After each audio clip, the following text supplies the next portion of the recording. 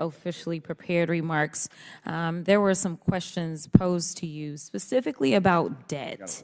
And there seemed to be a concern about the mounting debt. And I am going out on a limb, and I am going to ask you if you are aware of how much debt we added under the Trump administration, out of curiosity. If you don't know, I know off the top of my head, but something tells me you may know. I have an imprecise number. I bet you have the precise number in front of you, so I don't want to give you the imprecise number if you have the precise. No. Give me the imprecise. No, please. Well, I'm going off of my head because that wasn't part of what I was supposed to say.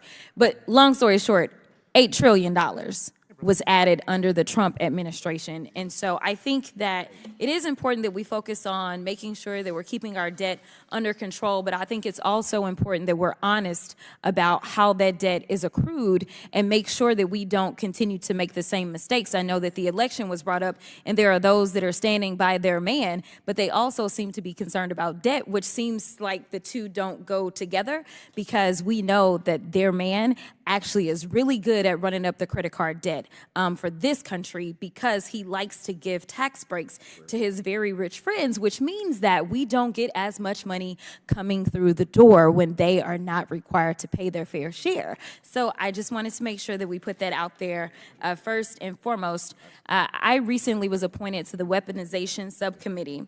And so I'm going to have plenty of long days ahead of me, kind of like what I have here on oversight. But the point of the Weaponization Committee was to have a conversation about the government being weaponized in a way so that people could somehow get some personal gain, because there's this theory that this administration has somehow weaponized the government. There is not this acknowledgement that the other guy just is a criminal, because that's just too hard to believe, even though he currently is sitting in New York facing criminal charges that were not brought by the federal government, but instead by state government.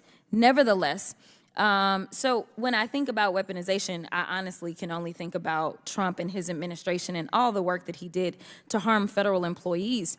So to be clear, Trump's 2020 executive order would have effectively gutted civil service job protections for workers across the federal government. Trump would have created politically charged firings of potentially thousands of federal workers and made these public servants subject to the whims of a political dictator and his posse rather than the adherence of the tenets of our Constitution. So let's be clear. Individuals pursuing public service do so largely because of their belief in government. I'm sure you can make a lot more money if you just decided to go elsewhere in private industry. A lot of us could, honestly.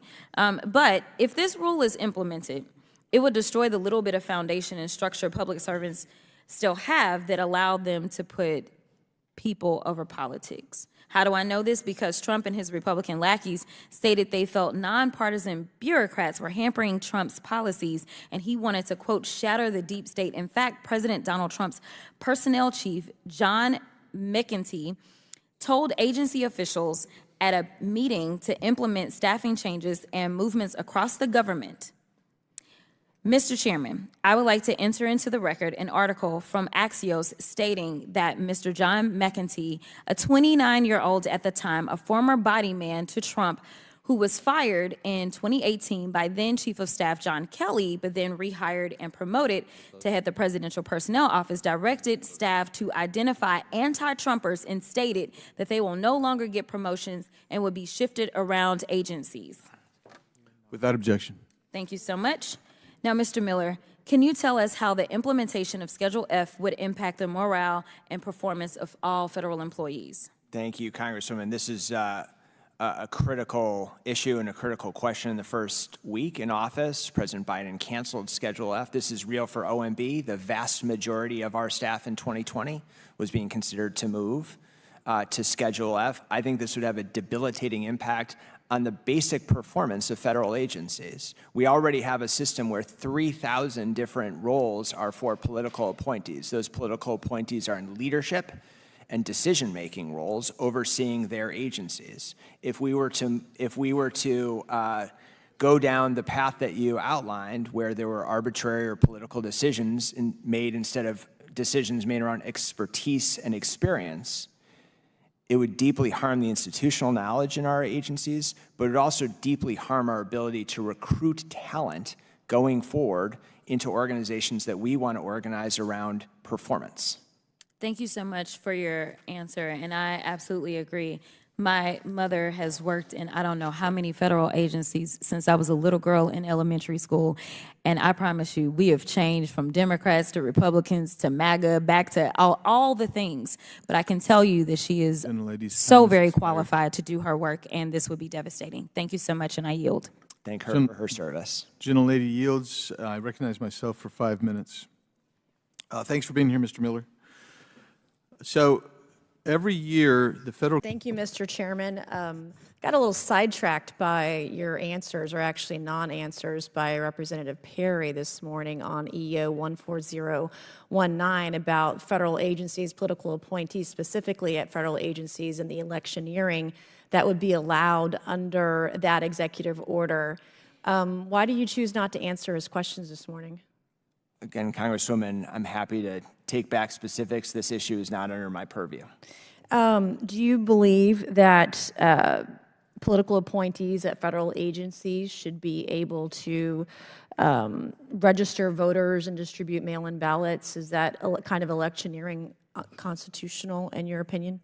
I've been a political appointee now under 2 administrations. Do you believe you should be registering voters, like federal agencies, political appointees at federal agencies should be allowed to register voters? I've been a political appointee under 2 administrations, and we have very strict, clear restrictions on what we are allowed to do under the Hatch Act. Right, and is it constitutionally the power of elections and their oversight resides with the states, is that correct?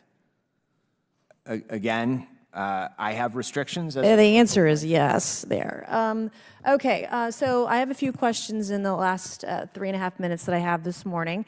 I know that there is an effort afoot, as you mentioned today, talking about federal jobs and requirements and the kinds of folks we need to hire in our federal workforce. There are thousands of vacant federal IT jobs, and the federal workforce has 4 times as many IT workers over the age of 60 than under the age of 30. Huge problem. One part of the solution, I believe, is more creative hiring, thinking outside of the box. So this particular committee has voted out multiple bills of mine, and almost unanimously, I think both times, totally unanimously, bipartisan way. And the bills that I have voted out of here, the Mace Act, H.R. 4502, which overwhelmingly passed actually out of the House last fall, also would waive and limit degree requirements for cybersecurity positions in federal government. And then just a couple weeks ago, we passed out of this committee H.R. 7887, the Access Act, which would do the same thing for federal contractors, federal contracts and their workers. So do you agree that these measures would be important to meeting our hiring goals for federal agencies in cyber? First, I agree with you that we have a significant issue on IT. An approach that is more oriented towards skills-based hiring is absolutely the right approach that we should be taking. I agree. We're doing it in the private sector. There's no reason why we can't do it in federal government. Would you support both the Mace Act and the Access Act and their passage and being signed into law? I'm not familiar with all of the specifics, but I am we are very supportive of making sure that we have a more skills-based hiring approach and would welcome working with you on that. Okay. We need to protect the critical data in federal computers, such as personally identifiable information of tens of millions of Americans. But a series of reports show that too many federal employees are lax in their password protection. In fact, 1 in 5, there was a study done to look at passwords, and 1 in 5 agency email accounts, 18,000 in total. Most commonly used password was password 1234, some with a hyphen, some without a hyphen. Hundreds of accounts were using these passwords. Is there any way to hold federal employees accountable for not using appropriate cyber hygiene and putting America's data at risk when their accounts get hacked? We absolutely need to strengthen cyber hygiene, and one of the ways that OMB is focused on doing that is driving multi-factor authentication across all of the federal workforce. Is that a requirement? We are driving agencies to have multi-factor authentication across federal personnel. Do you know what percentage of federal employees are doing multi-factor?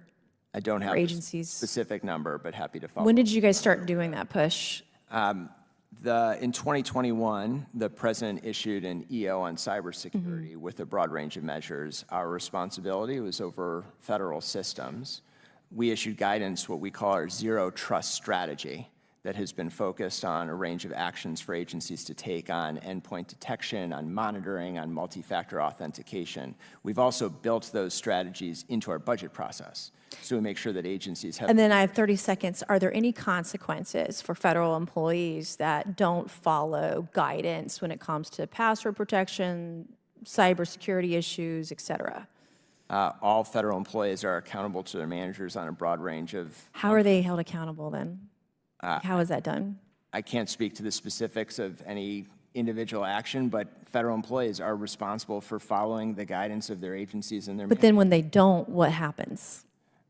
With sensitive federal information and data.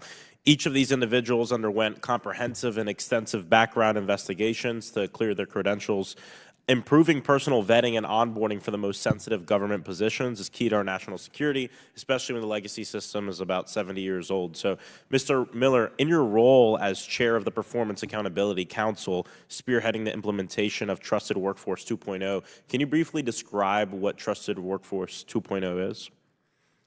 Yes, thank you. And Trusted Workforce has been a project across multiple administrations, improving our overall personnel vetting system. It is a relook at how we do suitability and security clearance and a rebuild of the underlying systems, standards, and approaches. One of the major changes, which we have implemented now for the entirety of the national security workforce, is to move away from a periodic reinvestigation model to a continuous vetting model. The result of that is that agencies identify potentially problematic information years faster. That's a significant shift. We have a lot of work still to go. We put out a quarterly report on our progress around the Trusted Workforce 2.0 effort, but it's really imperative that we deliver through our overall implementation. Thank you. I was actually going to touch on the continuous vetting. And, you know, we know in July 2021, not long after it was adopted, we heard about there was a defense counterintelligence and security agency that received an alert that somebody with security clearance was wanted in connection with an attempted murder. That individual was promptly removed, as we know from security access, but if we had not had continuous vetting, they may have had access for another 5.5 years.